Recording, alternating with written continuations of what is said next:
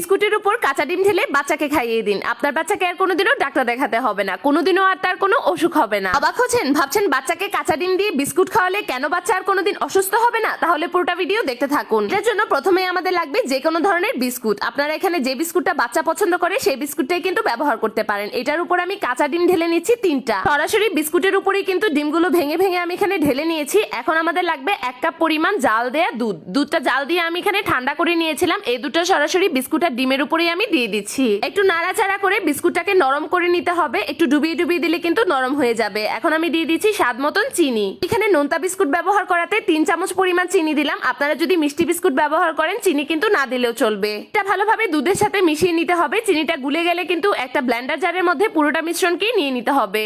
পর্যায়ে চিনি না গলে গেলেও সমস্যা নেই, একটু একটু চিনি কিন্তু এটা ব্লেন্ড করার সময় ভালোভাবে গলে যাবে। এই মিশ্রণটা কিন্তু রেডি হয়ে গিয়েছে।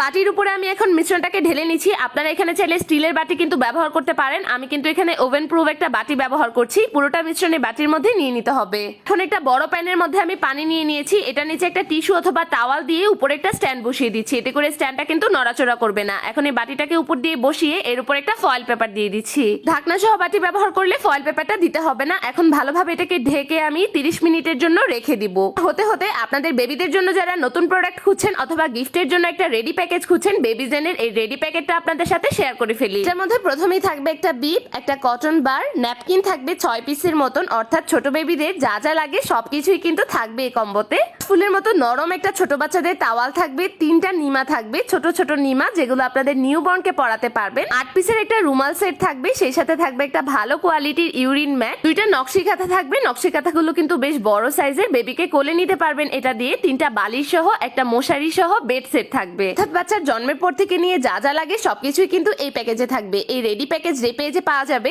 সেই পেজের লিংকটা কিন্তু আমার ডেসক্রিপশনে মেনশন করা থাকবে।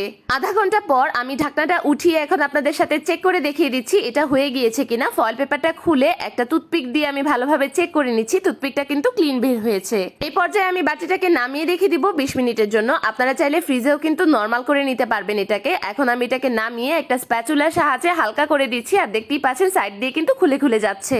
এখন বাটিটাকে আমি সুন্দর করে ফ্লিপ করে এটাকে নামিয়ে নিব। আর তৈরি কিন্তু হয়ে গেল নামি দামি পুডিং। আর সেটা যদি হয় আপনাদের বাচ্চাদের পছন্দের স্বাদের বিস্কুটের পুডিং, তাহলে তো কোনো কথাই নেই। উপর দিয়ে একটু মধু ছিটিয়ে দিচ্ছি আমি। বাহিরের অস্বাস্থ্যকর পুডিং খেয়ে কিন্তু বাচ্চারা ফুড পয়জন থেকে নিয়ে শুরু করে বিভিন্ন ধরনের রোগে আক্রান্ত হয়। আপনার শিশুকে আপনি যদি এরকম পুডিং বানিয়ে খাওয়ান, সে কিন্তু কখনোই অসুস্থ হবে না। ফুড পয়জনের জন্য বাচ্চাকে কিন্তু প্রায় ডাক্তারের কাছে নিয়ে নিয়ে দৌড়াতে হয়। এতে করে আপনাদের অনেক টাকাও কিন্তু খরচ হয়ে যায়। এরকম সহজেই পুডিং বানিয়ে নিন, বাচ্চাও কোনোদিন অসুস্থ হবে না, তার রোগ প্রতিরোধ ক্ষমতাও কিন্তু ভালো থাকবে।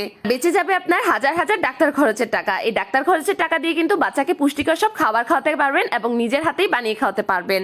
এখন থেকে বাচ্চাদেরকে বাহিরের জিনিসের জন্য না বলুন, নিজেই বানিয়ে নিন এরকম মজার মজার রেসিপি। আর এরকমই সব নিত্য নতুন টিপস পেতে আমার পেজটি ফলো করে আমার পাশেই থাকুন। ধন্যবাদ।